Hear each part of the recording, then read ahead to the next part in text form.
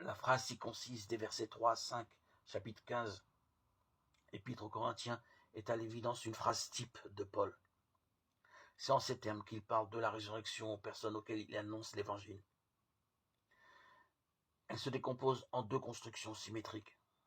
Un fait, la mort ou la résurrection, et une interprétation pour nos péchés ou le troisième jour. Une attestation selon les Écritures et une attestation, la mise au tombeau ou les apparitions. Selon le récit des évangiles, Jésus est mort le vendredi soir et apparaît ressuscité le dimanche matin. Cela fait 3 jours, selon la manière juive de compter, où une journée commencée et comptabilisée.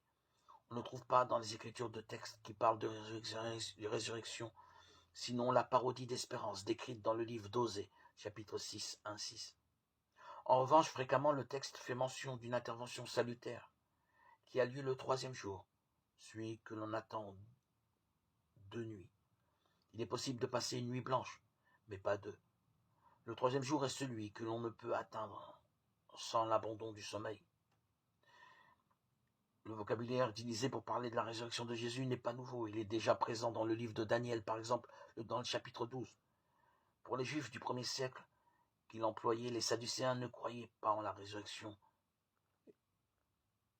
Il servait à décrire l'intervention définitive de Dieu à la fin de l'histoire par laquelle l'univers serait définitivement introduit dans le règne de Dieu. La nouveauté absolue de la prédication apostolique consiste à employer ce vocabulaire pour un homme seul, Jésus, alors que l'histoire poursuit son cours.